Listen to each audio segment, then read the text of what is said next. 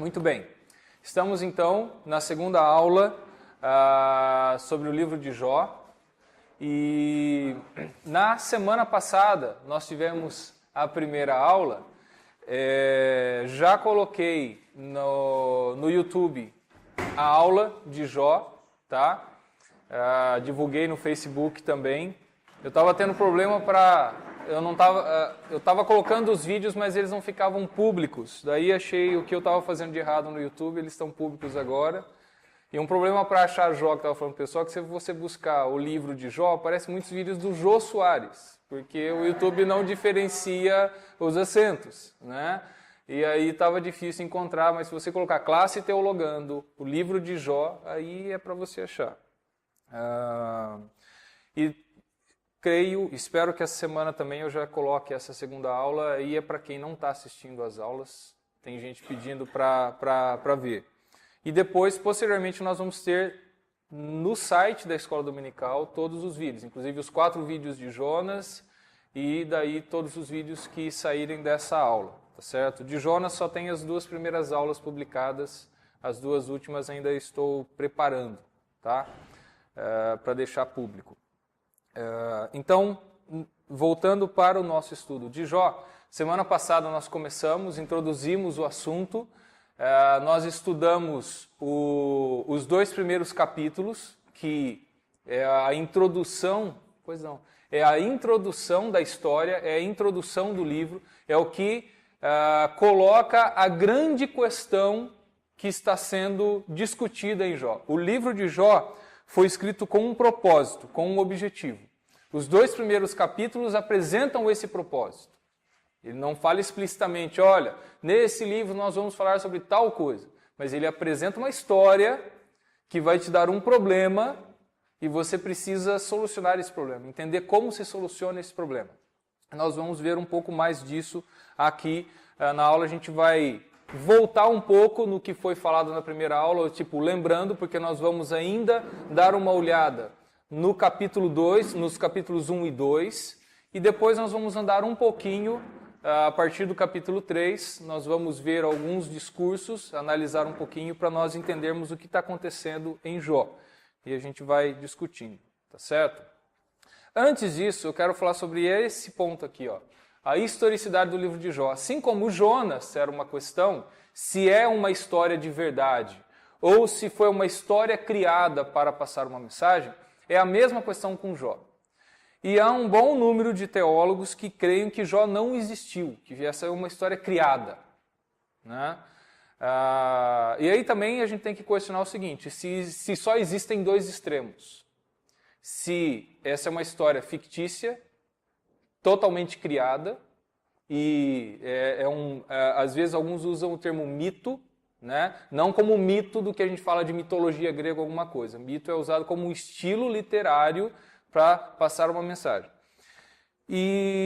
Ou é totalmente histórico, 100% histórico. Tudo que está escrito aconteceu desse jeitinho e tudo. Então há esses 2 extremos.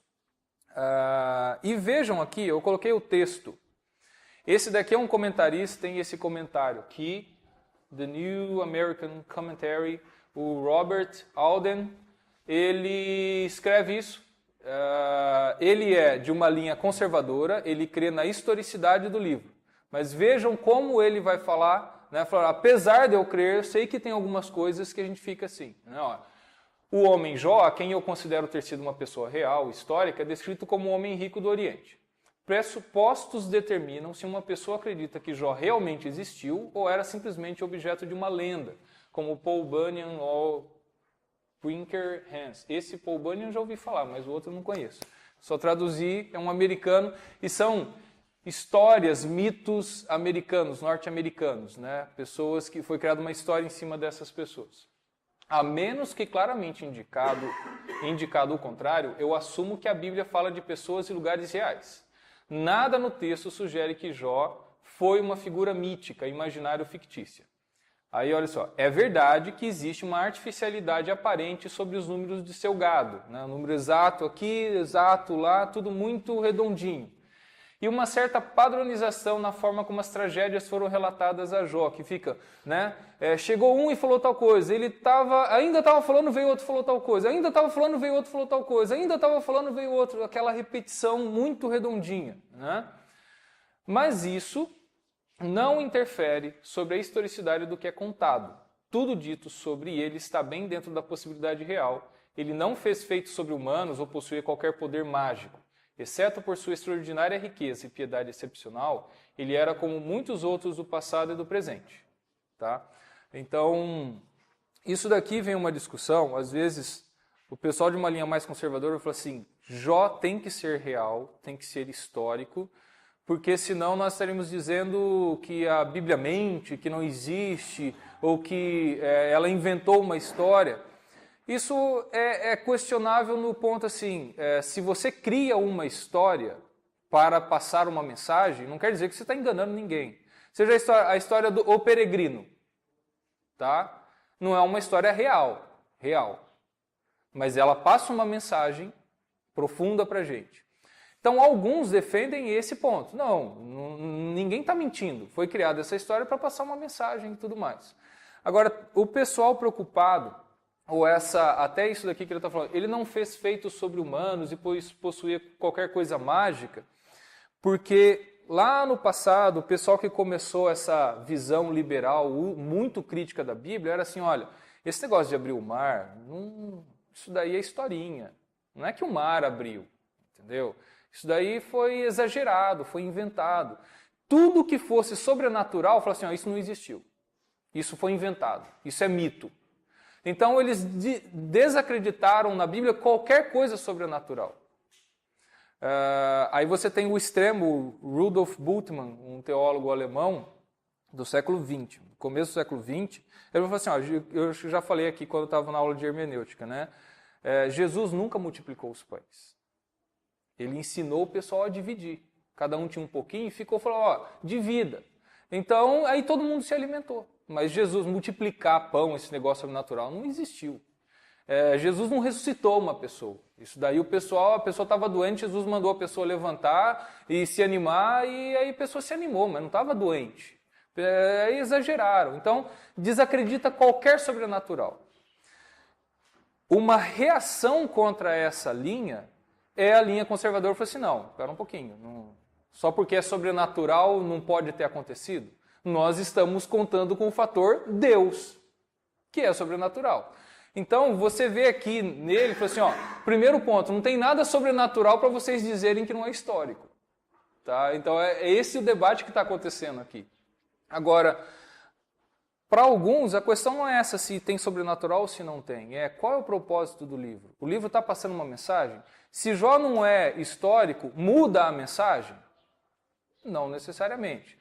Mas aí fica aberta a discussão, a gente não tem claro se Jó existiu ou não e tudo, mas eu posso escrever, bom, a Bíblia diz que ele existiu, né? Conta essa história. Então nós temos esses debates. Agora, o importante entender aqui, que é o que eu falei, existem os dois extremos. É tudo história inventada ou Jó é um homem histórico e está tudo relatado do jeito como aconteceu. Eu posso ter um meio termo. Jó existiu, foi um homem que existiu e passou por essas coisas, mas não exatamente como está descrito aqui. Mas foi descrito dessa forma para passar o drama do que aconteceu. Então, vieram servos de Jó e contar para ele, né?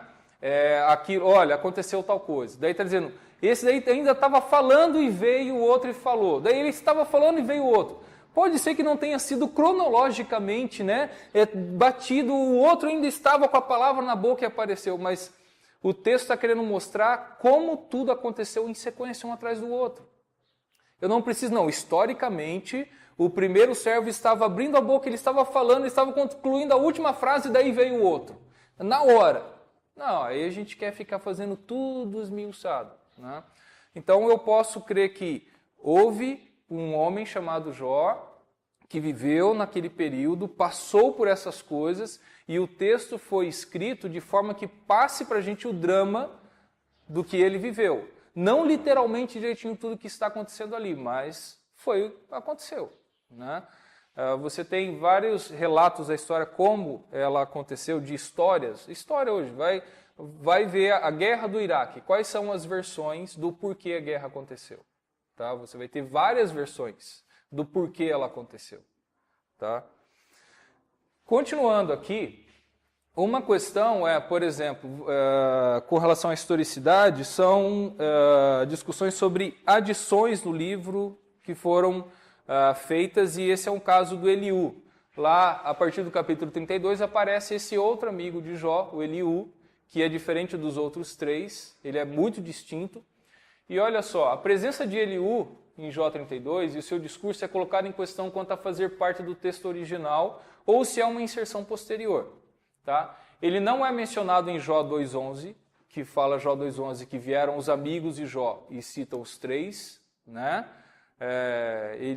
Elifas, Zofar e Bildade. Não fala nada de Eliú. Tá? Então ele não é mencionado em que os amigos de Jó são introduzidos. Nem é mencionado em todo o epílogo, lá na conclusão. Porque na conclusão Deus vai falar dos amigos de Jó, mas não de Eliú. Tá? No qual Deus expressa a ira contra os amigos de Jó. Sugere-se que se Eliú fizesse parte da fonte original, sua defesa espirituosa e virtuosa do direito divino para punir teria sido recompensada por Deus na conclusão, ou pelo menos mencionada. Então Eliú ele é colocado ali, ele é uma peça importante no livro hoje, mas ele parece que foi inserido posteriormente, porque ele não é mencionado antes, não é mencionado depois. Então, existe uma linha que defende que, posteriormente, um autor, alguém pegou o livro como estava antes e aí ele inseriu Eliú. Talvez para passar mais claramente qual é a mensagem do livro de Jó. Porque Jó, ele conclui o livro, a sorte de Jó foi restaurada, mas qual é a mensagem, qual é a conclusão de tudo isso? Tá?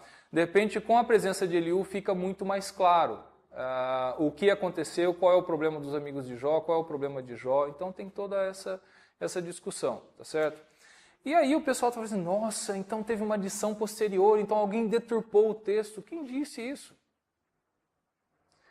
Quem foi o autor inspirado? O primeiro ou o segundo que editou? Quem o Espírito Santo está usando? Então você nem sabe quem é o autor de Jó. Ninguém sabe. Então como é que você vai dizer que esse é inspirado e se alguém editar, pronto, já era? Os livros todos do Antigo Testamento, praticamente todos os livros, eles têm edições, né? Foram editados posteriormente, atualizados às vezes. E isso não muda. Se eu vejo soberanamente, eu creio que a palavra de Deus a Bíblia é a palavra de Deus inspirada, que o Espírito Santo inspirou homens e tudo mais, como nós cremos, né?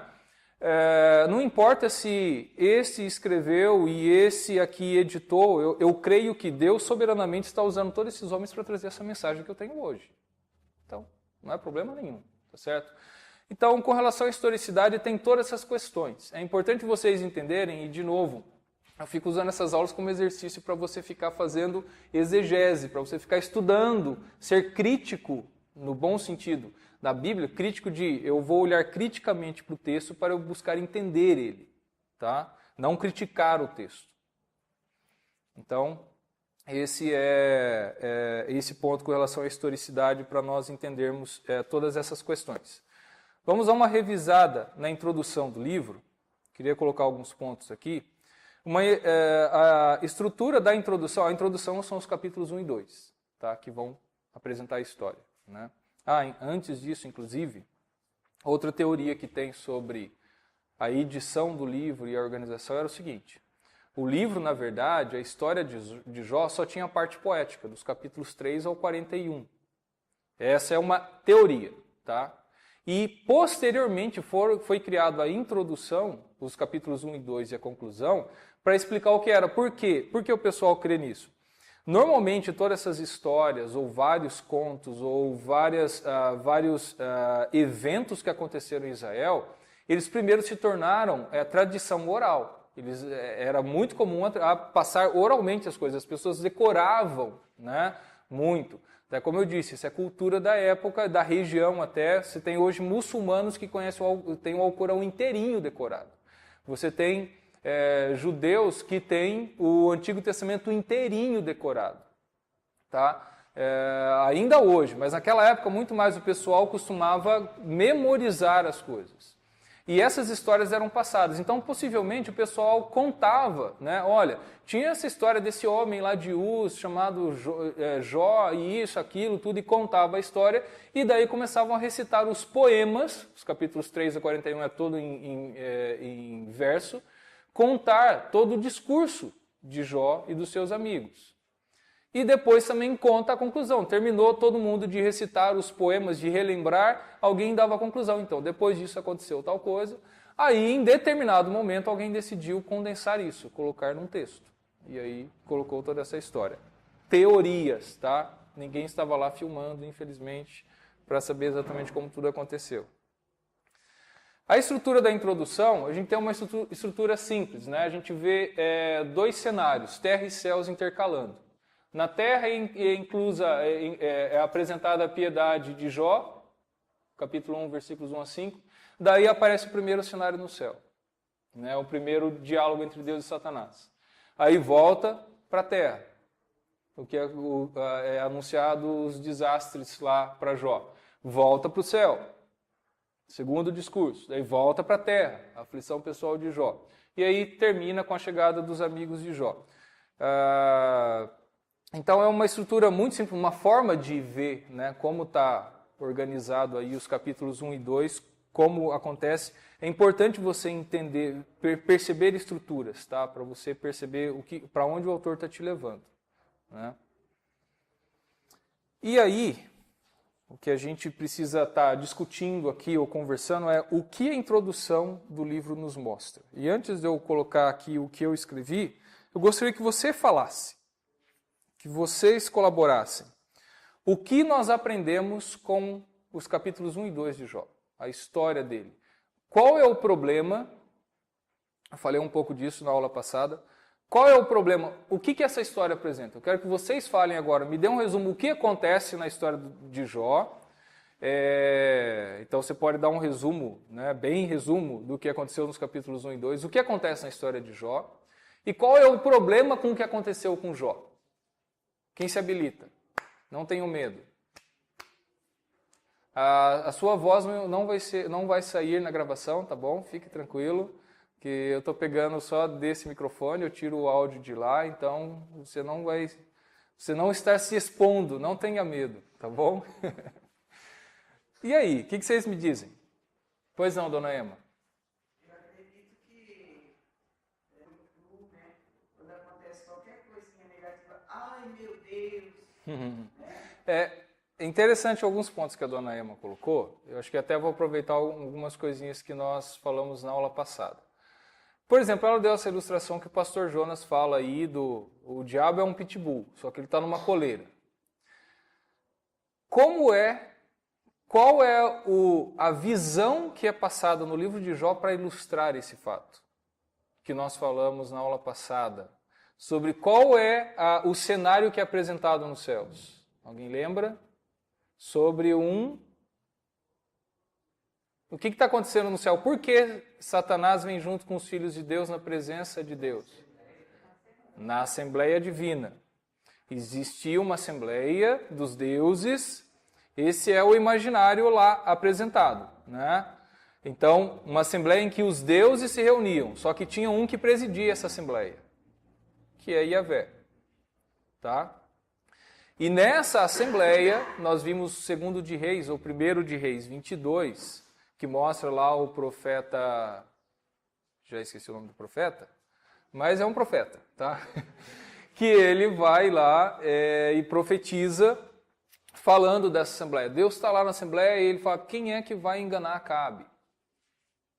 E aí vem um espírito e fala, eu vou enganar ele. Mas como é que você vai enganar ele? Eu vou eu vou enganar os profetas de Acabe, falando mentiras para eles, para que eles profetizem mentiras para Acabe. E Acabe possa ir para a guerra e morra na guerra. Aí Deus fala, tá bom, pode fazer isso. Então,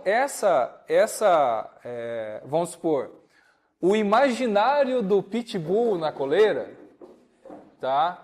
Ou seja, o imaginário não é que é uma coisa que não existe, mas é uma forma de explicar como as coisas acontecem, tá? Em Jó, a forma de explicar como as coisas acontecem é de que existe uma assembleia, em que Deus é o que lidera essa assembleia. Um dos membros dessa assembleia se chama adversário. O nome de Satanás, nada mais do que significa adversário. Inclusive, o termo Satanás, Satã, ele é usado às vezes numa guerra. E Israel estava lutando contra os seus adversários e os adversários eram mais numerosos. Adversário às vezes é usado Satã. Não tem só esse termo, existem outros termos para inimigo ou alguém contrário, mas Satã é um deles e não é usado só para se referir a Satanás. Mas existe o caso também, inclusive aqui em Jó, você tem um artigo definido, o adversário, né? Então, dá já a ideia de uma entidade, alguém.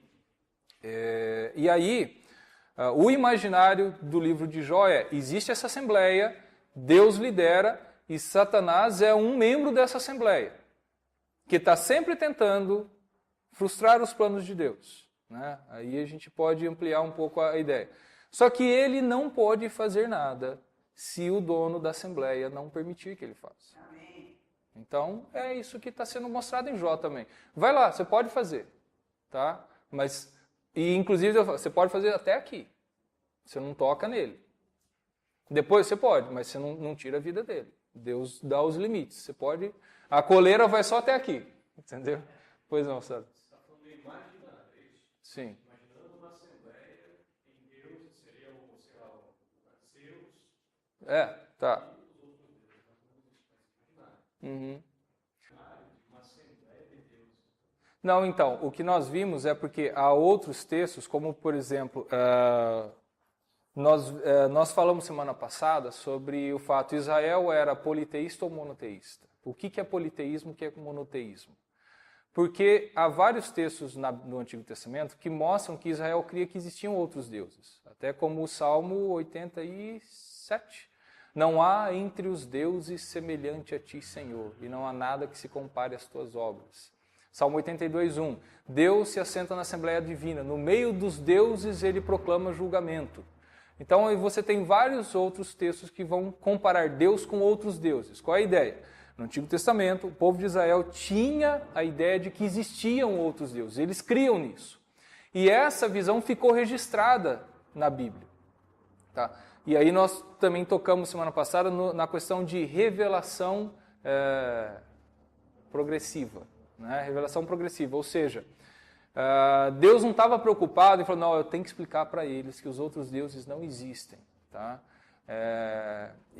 Só que com o tempo o povo de Israel foi aprendendo, até quando chegou nos profetas, posteriormente já não existe. Eles são, inclusive a palavra ídolo, em hebraico é vento, é inútil, é uma coisa vã, que não existe.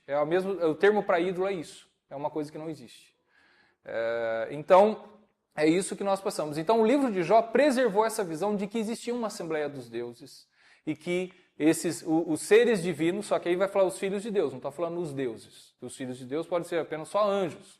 Pode ter já mudado a visão. Não, tinha sim uma Assembleia, mas era de Deus com a sua hoste celestial e não que eram outros deuses. Isso foi progressivamente mudando para o povo de Israel entender verdadeiramente o que acontece. Sim, tem uma Assembleia. Deus é o dono da Assembleia, mas não é que existiam outros deuses. Existem seres celestiais, que são os anjos que estão a serviço dele. Tá? Mas você tem outros textos que vão falar, tinham outros deuses. Né? Israel via dessa forma. Pois não, Felipe? Eu acho que o capítulo 1 será abençoado. Isso. Então, o que nós levantamos aqui, falei, vamos discutir, o que os capítulos 1 e 2 nos mostram. Por exemplo, a dona Emma citou essa parte, tem a soberania de Deus, o controle sobre as coisas e tudo. E aí você citou outro ponto, que é um dos pontos chaves nossos.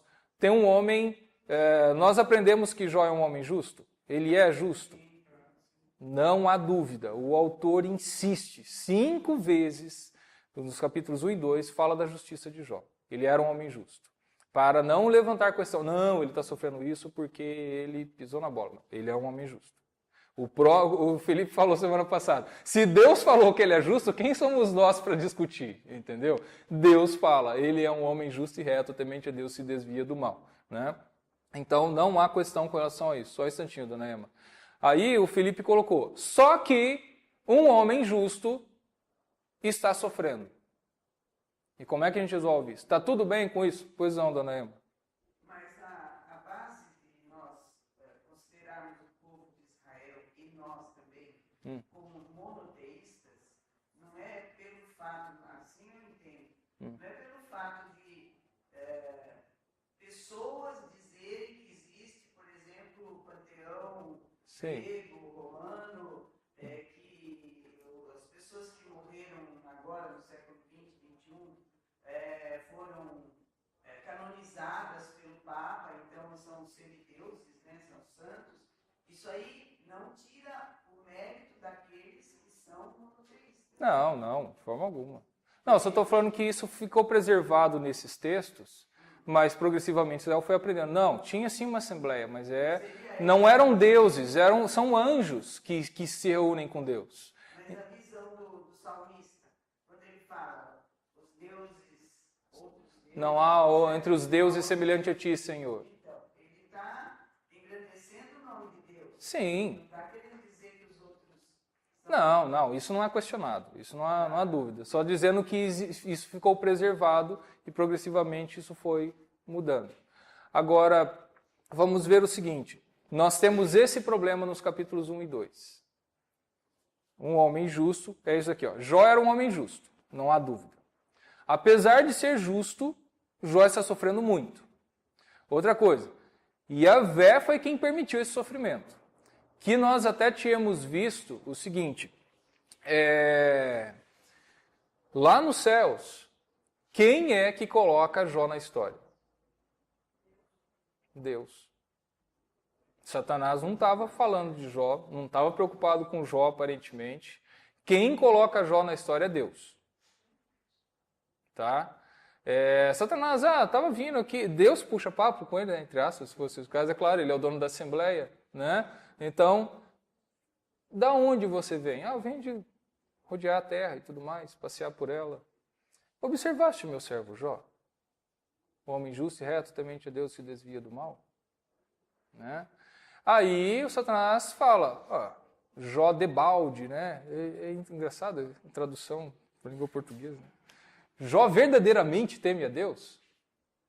Será que ele teme o Senhor? É o seguinte, ele só te teme porque o Senhor encheu ele de riquezas. E aí vem uma outra questão. Eu temo a Deus porque ele me abençoa ou ele me abençoa porque eu o temo? Aí, esse um ponto levantado no livro. Tá? Essa é uma questão. Porque agora você é questionado, por que você teme a Deus? E se você passasse pela situação de Jó, se Deus tirasse tudo que você tem, você continua temendo a Deus? Ou você vai ficar revoltado contra Deus? E sabendo que Deus é quem permitiu que isso acontecesse na sua vida. Então, essa é uma questão levantada. Nós temos um problema aqui. Porque enquanto o Jó é que está lá no pó, está tudo muito bem. Né? Então está tudo muito bem. Agora, se eu for para o pó, como é que vai ser o meu livro de Jó? Como é que vai ser o seu? Então, essa é uma questão. O drama é colocado que eu também, de repente, eu também sou um homem justo.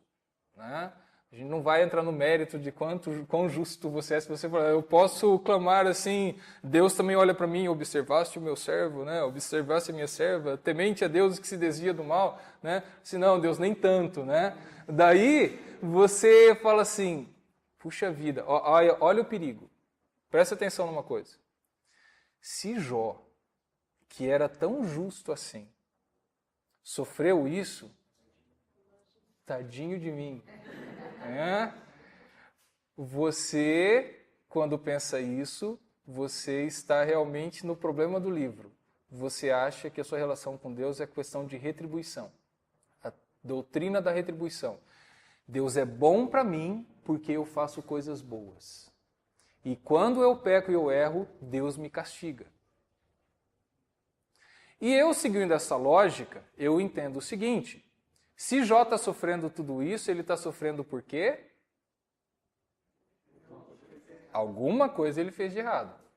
Aí o autor insiste 5 vezes nos 2 primeiros capítulos. Ele não fez nada de errado.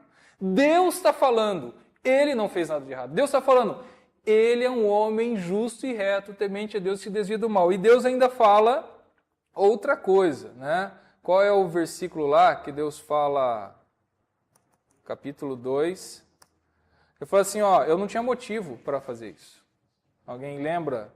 Aqui, capítulo 2, versículo 3. 2:3. Perguntou o Senhor a Satanás: observaste meu servo Jó, porque ninguém há na terra semelhante a ele, homem íntegro e reto, temente a Deus, que se desvia do mal. Ele conserva a sua integridade, embora me incitasses contra ele para o consumir sem causa. O autor está insistindo. Deus não tinha motivo, Jó era justo, e mesmo assim ele sofreu tudo que está sofrendo. Pronto, resolva o problema, resolva esse quebra-cabeça. Porque em Israel, e ainda hoje, como nós mesmos já confessamos, nós acabamos muitas vezes caindo nessa doutrina da retribuição.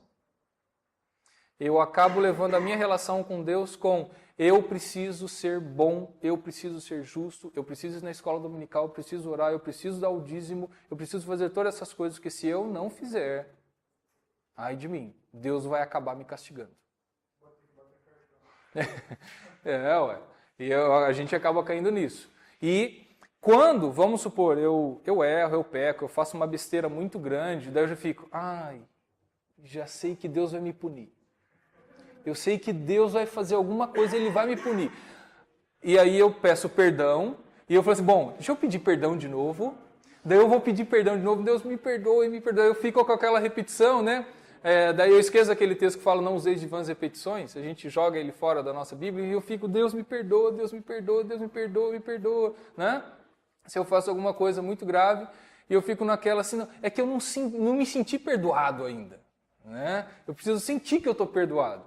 E aí eu não creio que se a palavra disse eu confesso, eu estou perdoado, se eu estou com o coração sincero, arrependido, eu estou perdoado, eu não tenho que ficar repetindo esse pedido de perdão. Então nós facilmente vivemos nessa doutrina da retribuição. E o livro de Jó está questionando isso. Então você tem esse problema para resolver. Um homem justo, reto, não fez nada de errado. Nós sabemos, Jó não é perfeito, sim, tinha defeitos, mas o livro está querendo te dizer, Deus não tinha motivos específicos. Como nós falamos semana passada, às vezes a gente pensa assim, não, se aconteceu isso na vida dessa pessoa, essas desgraças em série, é porque alguma coisa muito séria aconteceu na vida dela. E essa pessoa aprontou muito, ou Deus tem uma lição muito importante para explicar na vida dela, para fazer na vida dela. E o que está sendo questionado é isso, tá? Essa doutrina da retribuição. Só que na introdução, os céus quebram essa doutrina, colocando um homem justo em pobreza e enfermidade. Então, esse é o problema que está sendo trabalhado no livro de Jó, e a gente vai ver alguns pontos. Agora a gente vai analisar, saindo da introdução, nós vamos agora a partir do capítulo 3, a gente não vai analisar tudo, mas com esse problema na cabeça, nós vamos agora ver o livro para saber como ele vai resolver esse problema. Tá? É esse o ponto do livro. Como nós vamos resolver todo esse problema. Tá? Então nós, agora olhando para o livro de Jó, para o texto, indo agora para o capítulo 3, e dando uma olhada no capítulo 3, vocês podem abrir aí, Jó vai começar o discurso dele, o primeiro discurso, e aí eu não tenho aqui a aula anterior, mas na aula anterior tinha mostrado a estrutura do livro, que você vê que tem 3 ciclos, né? Jó fala e um amigo responde, Jó fala, um amigo responde, Jó fala e um amigo responde, tá? Então Jó e os 3 amigos têm o primeiro ciclo. Daí depois volta um novo ciclo, Jó fala, um amigo responde, 3 vezes isso acontece, tá? Então esse é o primeiro ciclo, e olha que interessante, o primeiro discurso de Jó, vejam aí, deixa eu pegar aqui mesmo no... Jó capítulo 3. Vejam o seguinte, Jó amaldiçoou o seu nascimento, né? E aí começa, depois disso passou Jó a falar e amaldiçoou o seu dia natalício. Disse Jó, pereço o dia em que nasci e a noite em que se disse foi concebido um homem, converte-se aquele dia em trevas e tudo mais. Tal. Então Jó começa a colocar tudo isso, né, para fora. Por que eu nasci? Tá? Ele coloca essa questão. Agora, preste atenção, dê uma olhada aí. Antes eu quero passar essa curiosidade, depois a gente vai ver a estrutura desse texto. Esse aqui, o que começa o capítulo 3, versículo 1, depois disso passou Jó a falar e amaldiçoou o seu dia natalício e disse Jó. Esse disse Jó, o texto, na verdade, no hebraico está dizendo assim, respondeu Jó dizendo. E aí isso até o respondeu Jó dizendo, você vai ver depois os amigos de Jó, acho que é o Elifas, vai ser o primeiro, Elifas, aí sim, então respondeu Elifas, tá? Essa palavra respondeu está lá no comecinho, no capítulo 3. Por que o tradutor não traduziu? Aqui Elifas está respondendo quem? Agora, Jó está respondendo quem? Lá no capítulo 3. Porque, na verdade, literalmente está escrito aqui, respondeu Jó dizendo. Ele respondeu quem? Ele não respondeu ninguém. Acontece o seguinte, essa palavra respondeu... Então, questionando o quê? O que aconteceu com ele. Exato. Então, o que acontece? Esse respondeu pode ser usado para uma reflexão sobre algo que aconteceu, não responder realmente a alguém. Tá? Então, entenda que o que Jó está falando, ele está falando assim, qual é a minha reação diante de tudo que aconteceu? É isso que o autor poderia só ter escrito, disse Jó, como tem várias outras coisas. Mas ele colocou, respondeu Jó dizendo, porque estava assim, diante do que aconteceu, Jó disse isso. Tá? Ele está enfatizando que essa é uma reação de Jó diante do que aconteceu, de tudo que aconteceu na vida dele, o que está acontecendo com ele agora. Agora, vejam o seguinte. Veja essa estrutura aqui interessante. Se você olhar o capítulo 3, dos versículos 3 ao 10, Jó amaldiçoou o dia em que ele nasceu. Por que eu não fui abortado? Aí, veja no versículo 11. Alguém leia o versículo 11, por favor.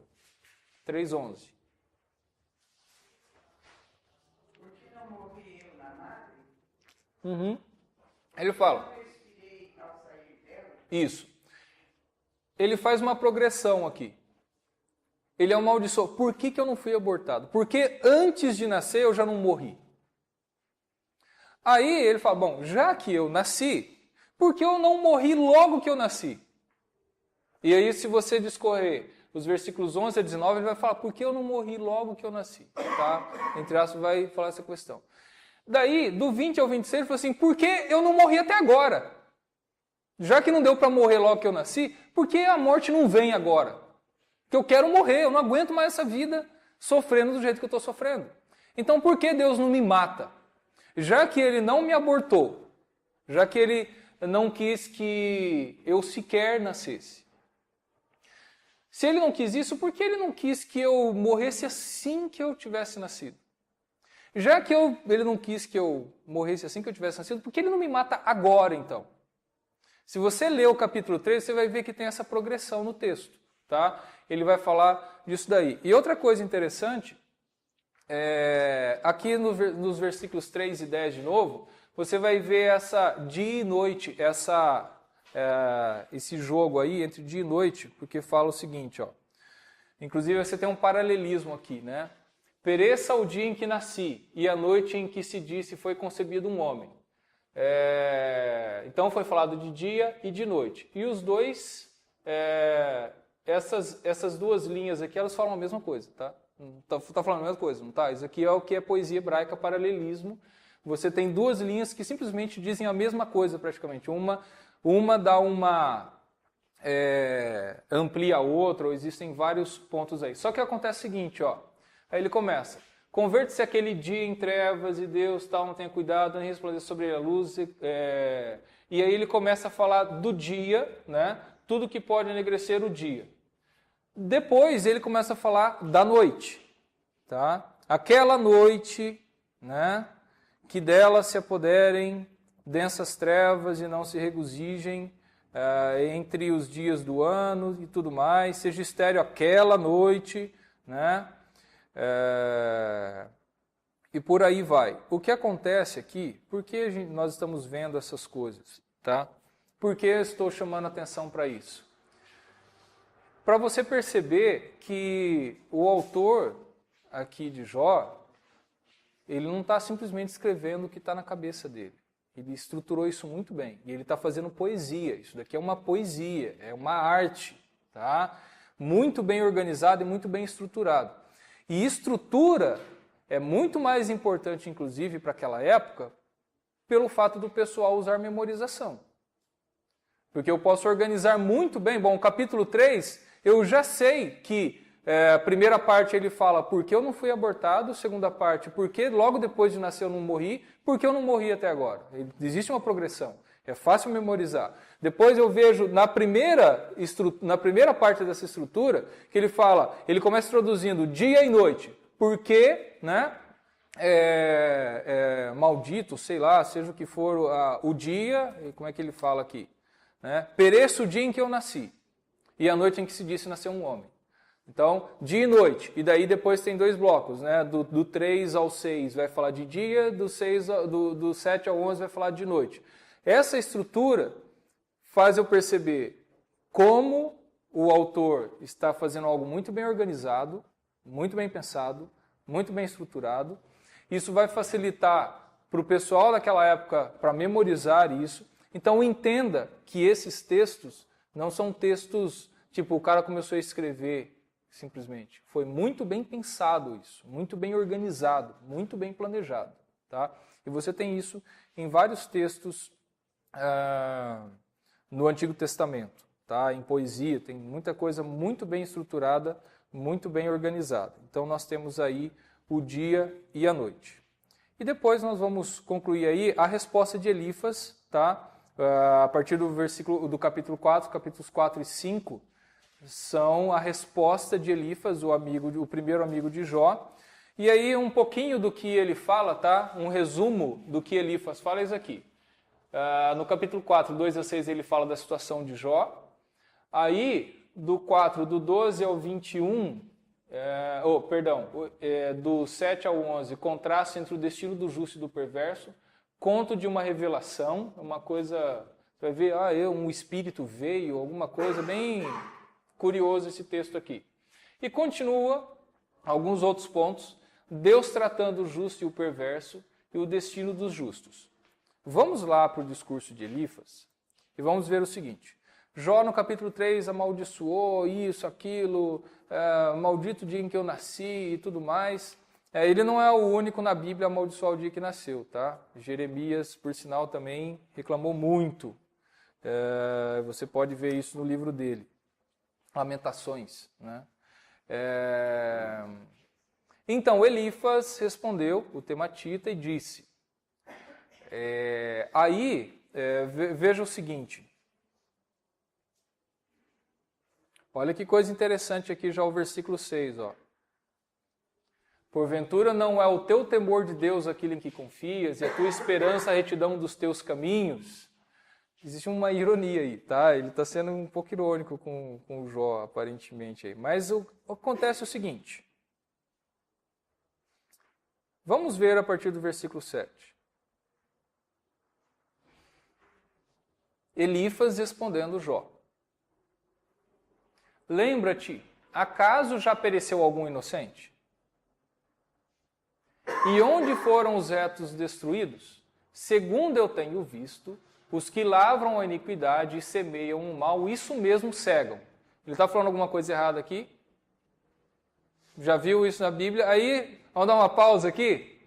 Salmo 1. O que o Salmo 1 fala? Né? Olha lá. Bem-aventurado o homem que não anda no conselho dos ímpios, não se detém no caminho dos pecadores, nem se assenta na roda dos escarnecedores. Antes o seu prazer está na lei do Senhor e na sua lei medita de dia e de noite.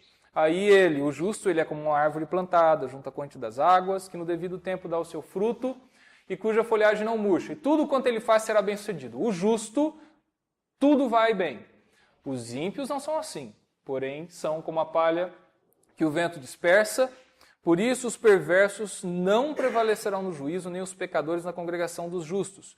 Pois o Senhor conhece os caminhos dos justos, mas o caminho dos ímpios perecerá. Elifas está falando alguma coisa contrária a isso? Não, né? Elifas está muito bem, ortodoxamente, colocando para Jó. Pois não.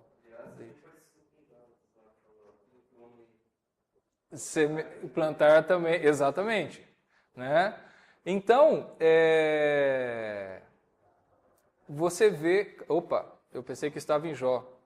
Foi mal, hein?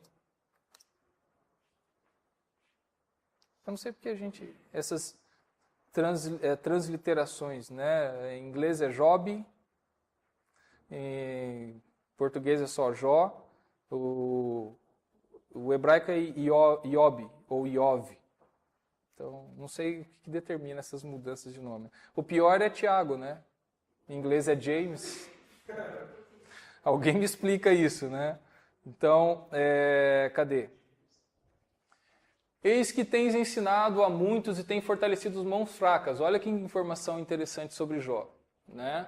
As tuas palavras têm sustentado aos que tropeçavam e os joelhos vacilantes tens fortificado. De novo, perceba o paralelismo. Essa linha aqui está falando a mesma coisa aqui, tá? Paralelismo, poesia. E isso aqui não tem rima, isso que é poesia hebraica. Mas agora, em chegando a tua vez, tu te enfadas, sendo tu atingido, te perturbas. A gente estava lá no versículo 7, né? Coisa está...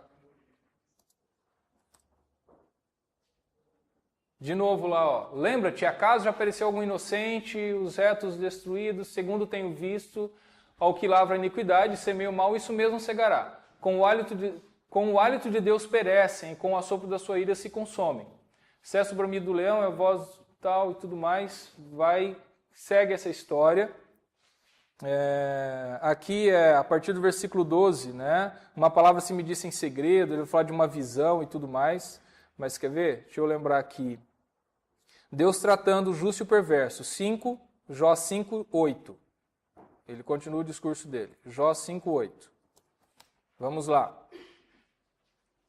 Quanto a mim, eu buscaria a Deus e a Ele entregaria a minha causa. Ele faz coisas grandes e inescrutáveis e maravilhas que não se pode contar. Faz chover sobre a terra, tal, para pôr os abatidos num lugar alto e para os que se enlutam, os enlutados se alegram na maior aventura. Ele frustra as maquinações dos astutos e segue, ele apanha os sábios na sua própria justiça.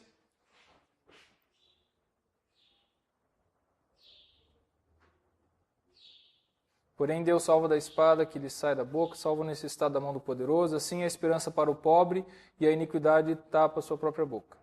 Né? Bem-aventurado o homem a quem Deus disciplina. Não despreze, pois, a disciplina do Todo-Poderoso. Nós temos outros textos na Bíblia que tem essa afirmação. Né? Porque ele faz a ferida e ele mesmo a ata, ele fere e as mãos curam. De 6 angústias te livrará e na 7ª o mal não te tocará, na fome te livrará da morte e tal. Ele está falando alguma coisa errada? Não, né? Aí você vai ver o que Deus vai falar dele. Se você conhece o fim da história, você vai ver o que Deus vai falar do que ele está falando. Né? Saberás que a paz eu estou atento. Tal. Ele está falando do justo e do perverso. Eu acho que inclusive, deixa eu ver aqui. Ele está falando da disciplina, o homem que é disciplinado por Deus. Veja só, inclusive o Elifas fala, ouve e medita nisso para o teu bem. E aí ele está dizendo o seguinte, bem-aventurado o homem a quem o Senhor disciplina. Por que ele está dizendo isso?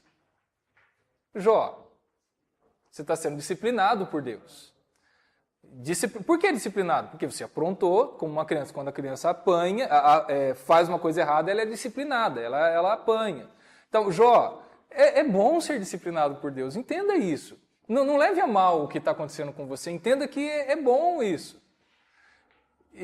Então perceba que o Elifas, como os outros amigos vão assistir, Jó, você aprontou. Não há dúvida de que você aprontou. Por quê? Para alguém sofrer tudo que está sofrendo, é porque aprontou. E aprontou muito. Porque olha, para fazer isso, você aprontou muito. Para acontecer tudo isso na sua vida, perder família, perder bens, perder saúde, perder tudo, você aprontou muito. Então, Jó, entenda o seguinte, é bom ser disciplinado por Deus, porque Deus quer te corrigir, Deus quer acertar a sua vida. E eles vão aqui, daí vai seguir o discurso, os amigos vão falar assim, Jó, se arrependa. Se arrependa. E o Jó, o que ele faz? Gente, eu não fiz nada. Eu não aprontei nada demais. Daí os amigos continuam insistindo. Jó, vai um pouquinho, Jó. Pare de ser orgulhoso. Vai, confessa. Abre seu coração. Ô irmão, abre seu coração aí. Né? E a gente começa. E para a gente estar concluindo, eu quero deixar, tipo assim, fique com essas questões na sua cabeça. Né? Fique com o problema na sua cabeça. Tá? Para nós continuarmos conversando semana que vem. Mas perceba esse drama, o seguinte, Jó, ele fala, e entenda o seguinte, tá? Jó, ele está aí amaldiçoando o dia em que ele nasceu, e porque eu não morri e tudo, são discursos negativos e tudo, mas o texto aqui não está condenando o Jó, tá? O autor não está, olha que coisa horrível. Como eu falei, você vê profetas ali, por que eu nasci? É que a gente fica muito cheio de dedos, né, com Deus, achando que Deus não entende a gente quando a gente está angustiado. E às vezes fala assim, Deus, minha vida está uma porcaria. Se você está falando isso diante de Deus, você está simplesmente desabafando e depois você percebe, não, eu tenho que reconhecer as bênçãos de Deus também.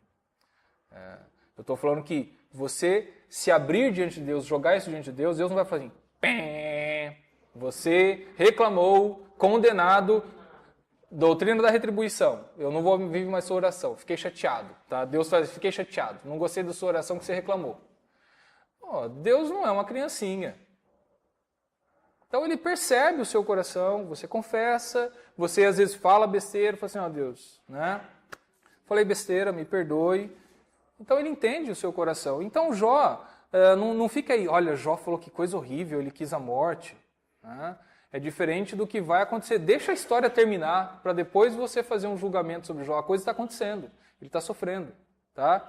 Não fica ali, falou uma coisa errada, pecado, errado, pronto. Já achei qual é o problema de Jó. Não fique assim. Tá? Então fique com essas questões e é importantíssimo entender. Se você lê o discurso, leia, tá, em casa, o discurso todo de Elifas ou de algum outro amigo de Jó. E veja se você acha negativo o que eles estão falando. Ou se os textos o que eles estão falando não é bom. E de tudo que você vai ler, aparentemente eles não estão falando nada de errado. E como nós vimos aqui, né, sobre Deus disciplina e tudo, você tem outros textos que vão falar isso. Mas é importante você ver esse ponto, porque lá na frente, Deus vai criticar os amigos de Jó. E vai criticar o que eles falaram. E esse é o ponto-chave da história. Tá? Deus vai criticar esse discurso. Por que Deus critica esse discurso? Então, fique com isso em mente. Leia um dos discursos, pegue esse de Elifas, que a gente já deu uma olhadinha. Leia. Perceba o que ele está falando, o que ele está propondo, o que ele está querendo dizer para Jó. E veja o ponto de Jó, e Jó está ali, a resposta dele. Eu não fiz nada de errado, gente. Eu não fiz nada de errado. Então, segue esse drama, e esse drama, esses pontos, claro que com ênfases diferentes ou pontos diferentes, mas coisas vão ser faladas durante todos esses capítulos, no discurso, na conversa de Jó com os amigos, que vai ficar trabalhando esse drama aí, até chegar um ponto que vai aparecer o Eliú, que vai falar algo, que vai mudar a história, e depois Deus aparece e fala, tá bom, Jó, se coloque na posição de homem que eu vou me colocar na posição de Deus, vamos bater um papo agora. daí aí Deus coloca tudo no lugar, né? Mas algumas questões ficam levantadas. A coisa não é simples assim. Por que Deus responde? O que ele responde? Ele respondeu às perguntas de Jó, porque Jó ficava, se eu pudesse chegar no tribunal de Deus. Se Deus me desse a oportunidade de chegar diante dele, no tribunal dele, eu ia expor minha causa e eu sei que ele ia entender que não é justo o que está acontecendo comigo. Jó chega a esse ponto. E ele fica demandando, eu quero uma audiência com Deus. Eu quero uma audiência com Deus. Porque se eu tiver uma audiência, eu sei que eu vou ser inocentado. Aí a coisa vai ficando complicada. Nós vamos ver isso na próxima aula. Nas próximas aulas, eu estava falando para o pessoal que estava aqui no comecinho, eu ainda não tenho o exato número de aulas para o livro de Jó. Não serão muitas. Talvez mais umas 3 aulas apenas. Tá? E daí depois a gente vai ter que pensar num próximo estudo e a gente vai conversando sobre isso. Alguém gostaria de fazer alguma pergunta, fazer algum comentário antes de nós encerrarmos a nossa aula? Pois não, Felipe. Mas e por que você fica com medo? Vamos compartilhar. A gente é mal acostumado, entendeu? Uhum. Se Deus tirar tudo da gente. Sim. Sei lá, quando a gente lê Jó, a gente começa a entender por que criança, às vezes, um ano morre, por que sem fazer nada, sem ter pecado algum. A gente começa a pensar que qualquer coisa pode surgir com a gente, né? Independente do nosso comportamento. Exato. Então, esse é um ponto, tipo, a gente pode passar uma aula inteira discutindo isso, porque essa é uma grande questão. Eu percebo no livro de Jó, não importa o que você faça, isso não te dá garantia nenhuma. Pois não, Sandro? Satanás é o grande acusador. Uhum. Você estava acusando o Jó que não tinha feito nada, mas ele, não, para mim. Verdade, exato. Deus fez tudo aquilo. E outra coisa, vai ver Eclesiastes também. Que o sol nasce para todos, tudo sucede para ímpios, né? E justos. Uhum. Então, tem a soberania de Deus mesmo, a gente vai enxergar isso no livro aí. Uhum. E uma coisa também interessante que é a questão do pecado e consequência. Né? Tem muitas situações que, se eu peco, eu vou Sim, sem dúvida. eu vou ser perdoado, mas tem coisas que ficam cicatrizes. E esse que é o ponto, e nós vamos falar sobre isso, o fato do livro de Jó questionar a doutrina da retribuição, ela não está dizendo que a doutrina da retribuição está errada, ele está dizendo que ela não é uma lei fixa. A lei diz, se você pecar, você vai ter consequências do seu pecado. Tá? Você não deve pecar. E porque o livro de Jó não está jogando fora o Salmo 1, de que vai acontecer tudo de bom para o justo e o ímpio vai se dar mal. Isso vai acontecer. O que está sendo colocado aqui é o seguinte, isso é o que normalmente acontece. Se você for justo, se você amar a Deus e andar com Deus, as coisas vão acontecer, as coisas boas vão acontecer. Se você pecar e errar, coisas ruins vão acontecer. Só que, entenda que essa é a lei normal. Só que isso não é uma lei fixa. Ou seja, isso não quer dizer que já está tudo fechado. Deus é soberano para fazer o que Ele quer e acidentes acontecem. E um outro problema, muitas vezes os acidentes acontecem sem explicação. Porque quando eles acontecem, a primeira coisa que você quer é uma explicação. E o Jó está demandando aqui, eu quero uma explicação. Tá? E você vai deparar com momentos na vida que você não tem explicações. E todo esse drama. E aí aquilo que o Felipe colocou. O livro de Jó assusta. Porque eu vejo que não adianta, eu posso fazer tudo. Eu posso ser o melhor cristão do mundo. Isso não garante que eu vá ter uma vida tranquila e mansa. Por quê? Porque Deus é soberano e Ele faz o que Ele quiser. Então, será que eu estou com medo de Deus? Porque porque se dependesse da minha justiça, estamos nós aí voltando, né? Quando a gente começa a perceber o quanto a nossa teologia é muito bonitinha, agora a nossa prática, né? Que a gente fala assim, porque eu se a minha vida ou o sucesso da minha vida depende da minha justiça, eu estou no controle. Agora, diante do que acontece com Jó, é Deus que está no controle. Puxa vida. E agora, hein? Não está mais na minha mão, está na mão de Deus o meu destino. E se Deus não quiser fazer do jeitinho que eu quero que Ele faça? E eu, nas minhas orações, fico convencendo Deus. Deus, olha, o certo é acontecer isso, viu, Deus? Né? E aqui, às vezes, assim, se for da tua vontade, eu esqueço muitas vezes essa parte. Né? Assim, Deus, eu quero te explicar que o melhor é acontecer assim. Entendeu? O senhor precisa entender que é desse jeito que tem que acontecer. Então, a partir do momento que eu não... quando eu vejo que está nas mãos de Deus, às vezes me assusta, porque não está nas minhas mãos. Mas aí depende do... Eu confio no meu Deus, eu tenho provado e visto que o Senhor é bom, e eu descanso nesse amor, de que, bom, mesmo que eu caia numa cama, enfermo, Deus continua me amando. E eu sei que Ele está fazendo o melhor para mim. Você queria falar assim? No capítulo 2, nos capítulos 1 e 2, e depois nós vamos andar um pouquinho, a partir do capítulo 3, nós vamos ver alguns discursos, analisar um pouquinho para nós entendermos o que está acontecendo em Jó. E a gente vai discutindo, tá certo? Antes disso, eu quero falar sobre esse ponto aqui, ó. A historicidade do livro de Jó. Assim como Jonas era uma questão, se é uma história de verdade ou se foi uma história criada para passar uma mensagem, é a mesma questão com Jó. E há um bom número de teólogos que creem que Jó não existiu, que essa é uma história criada. Né? E aí também a gente tem que questionar o seguinte, se só existem dois extremos. Se essa é uma história fictícia, totalmente criada, e às vezes alguns usam o termo mito, né? Não como mito do que a gente fala de mitologia grega ou alguma coisa. Mito é usado como um estilo literário para passar uma mensagem.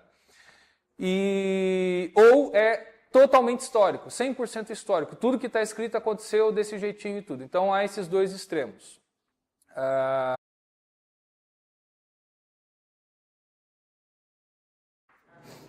Muito bem.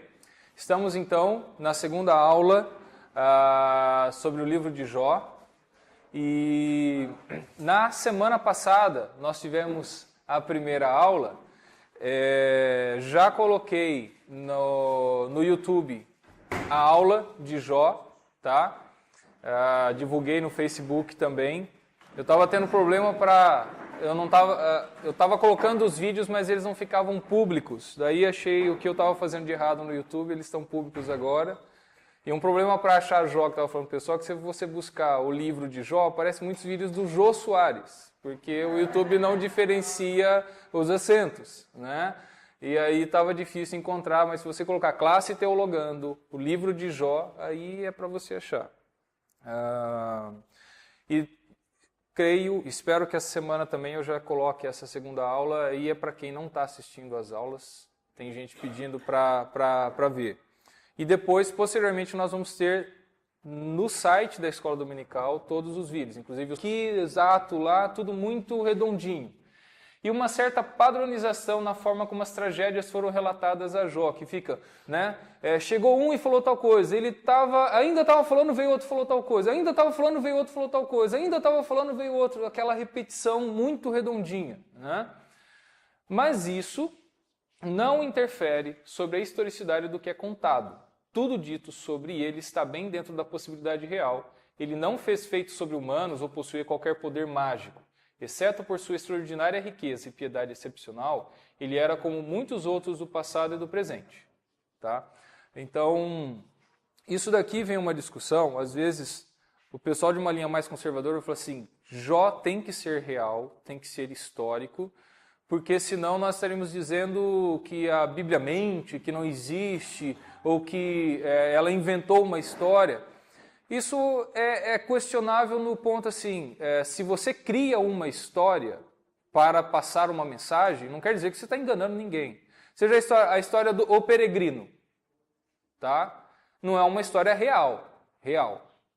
Os 4 vídeos de Jonas, e daí todos os vídeos que saírem dessa aula, tá certo? De Jonas só tem as 2 primeiras aulas publicadas, as 2 últimas ainda estou preparando, tá? Para deixar público. Então, voltando para o nosso estudo de Jó, semana passada nós introduzimos o assunto, nós estudamos os 2 primeiros capítulos, que é a introdução, é a introdução da história, é a introdução do livro, é o que coloca a grande questão que está sendo discutida em Jó. O livro de Jó foi escrito com um propósito, com um objetivo. Os 2 primeiros capítulos apresentam esse propósito. Ele não fala explicitamente, olha, nesse livro nós vamos falar sobre tal coisa, mas ele apresenta uma história que vai te dar um problema e você precisa solucionar esse problema, entender como se soluciona esse problema. Nós vamos ver um pouco mais disso aqui na aula. A gente vai voltar um pouco no que foi falado na primeira aula, lembrando, porque nós vamos ainda dar uma olhada. E vejam aqui, eu coloquei o texto. Esse daqui é um comentarista, tem esse comentário, que The New American Commentary, o Robert Alden, ele escreve isso. Ele é de uma linha conservadora, ele crê na historicidade do livro. Mas vejam como ele vai falar, né? Falar, apesar de eu crer, eu sei que tem algumas coisas que a gente fica assim. Né? O homem Jó, a quem eu considero ter sido uma pessoa real, histórica, é descrito como um homem rico do Oriente. Pressupostos determinam se uma pessoa acredita que Jó realmente existiu ou era simplesmente objeto de uma lenda, como Paul Bunyan ou Brinker Hans. Esse Paul Bunyan eu já ouvi falar, mas o outro eu não conheço. Só traduzi, é um americano, e são histórias, mitos americanos, norte-americanos, né? Pessoas que foi criada uma história em cima dessas pessoas. A menos que claramente indicado o contrário, eu assumo que a Bíblia fala de pessoas e lugares reais. Nada no texto sugere que Jó foi uma figura mítica, imaginária ou fictícia. Aí, olha só, é verdade que existe uma artificialidade aparente sobre os números de seu gado, né? O número exato